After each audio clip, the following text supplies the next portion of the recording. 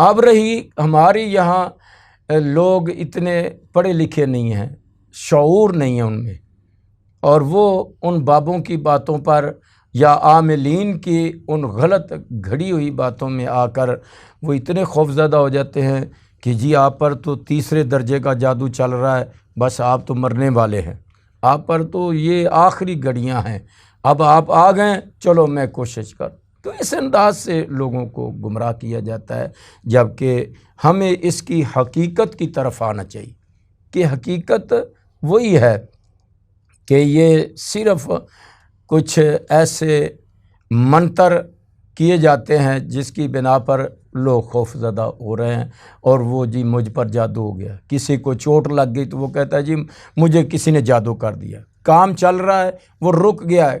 کاروباری معاملات میں، جی ہم پر کسی نے جادو کر دیا ہے۔ کچھ لوگ ایسے ہیں کہ وہ آتے ہیں اور دیکھتے ہیں، او بھئی میں تجھے دیکھ رہا ہوں آپ پریشان ہیں، تو پریشان تو یہاں ہر کوئی آدمی ہے۔